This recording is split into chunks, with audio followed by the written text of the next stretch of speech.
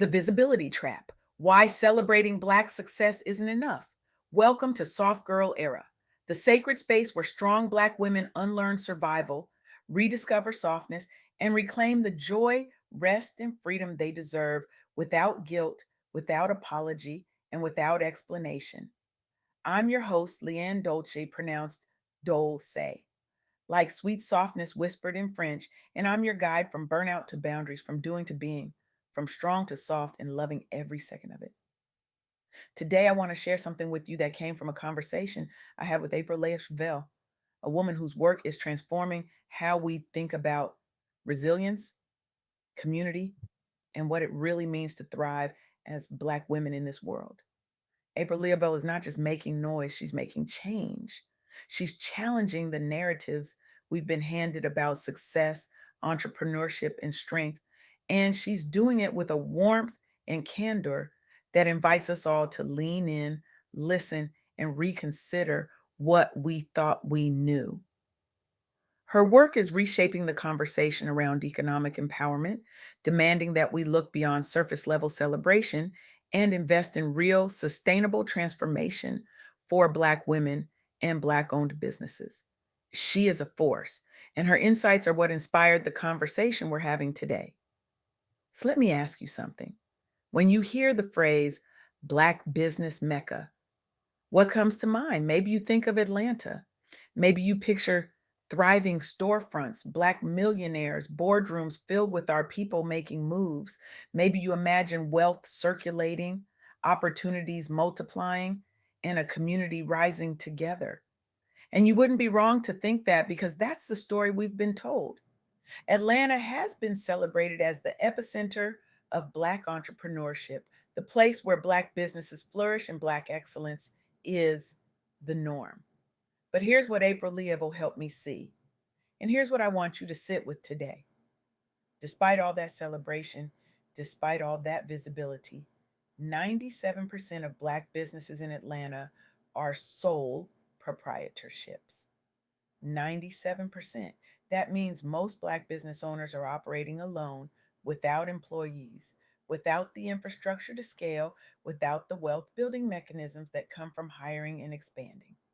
So, yes, Atlanta is a mecca, but the wealth and opportunity are not as broadly distributed as we've been led to believe. The narrative of widespread economic empowerment doesn't match the lived reality for most Black entrepreneurs in that city. And that, my friends, is the counterintuitive truth we need to wrestle with today.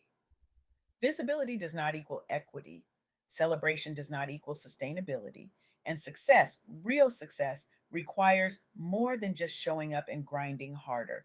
It requires investment, it requires infrastructure, it requires a commitment to collective empowerment, not just individual achievement. It requires us to stop applauding the image of success and start building the foundation for it. Now, before we go any further, I want you to think about your own life for a moment. How many times have you been celebrated for your strength, your resilience, your ability to keep going no matter what? How many times have you been told you're amazing, you're a superwoman, you're unstoppable? And how many times did that praise feel like pressure?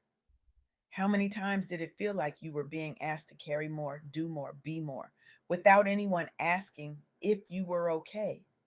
If you needed help, if you were tired.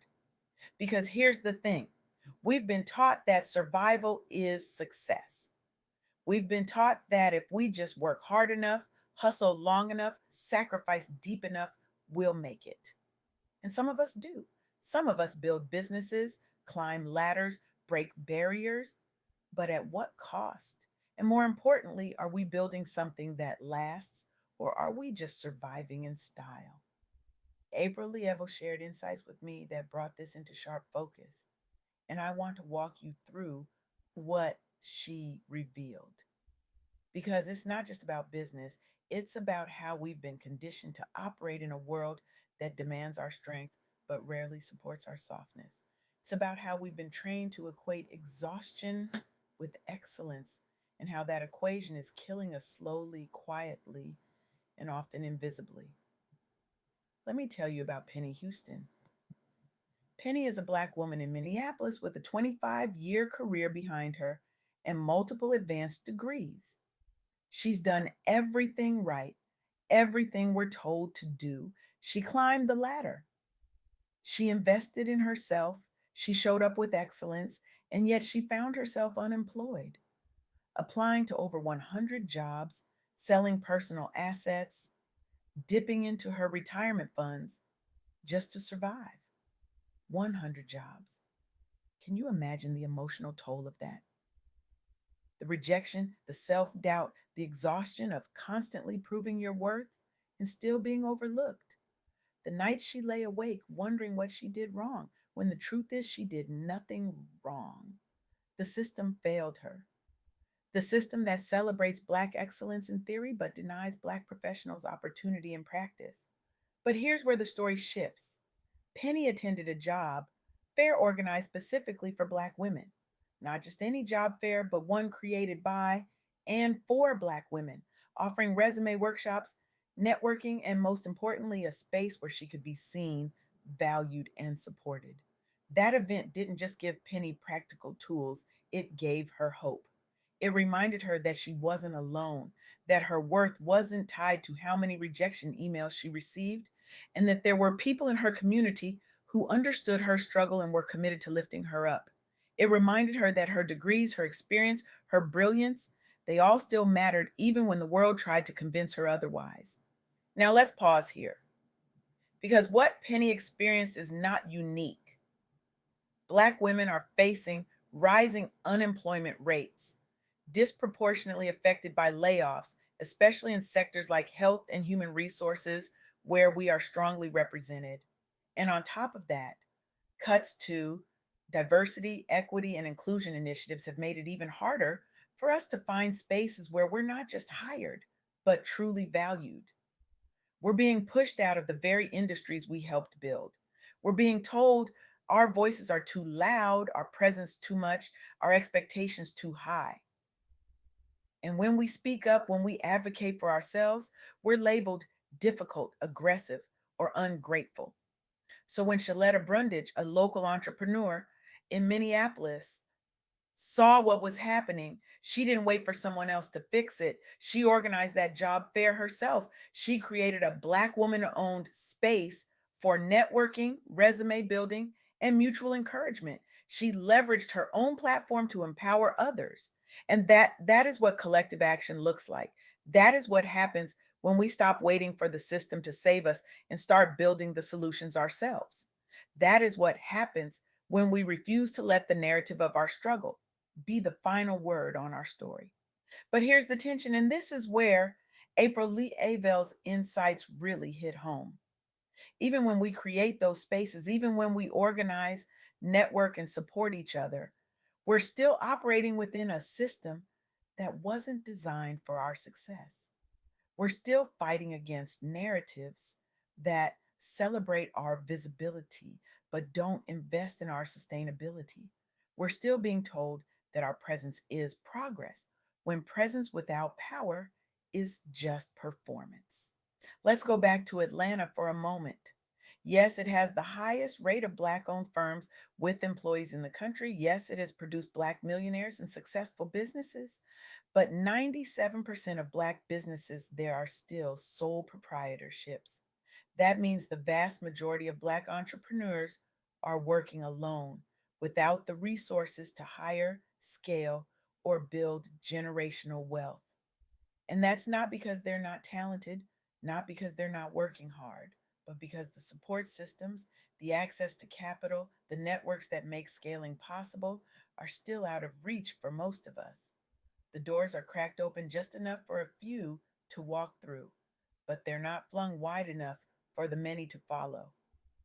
And here's what we don't talk about enough: the cost of that isolation, the cost of being the sole proprietor, the only one, the one who has to do it all, the cost of carrying the entire weight of your business, your brand, your legacy on your own shoulders with no one to share the load, The cost of smiling through the exhaustion, of celebrating the small wins while privately wondering how much longer you can keep this up.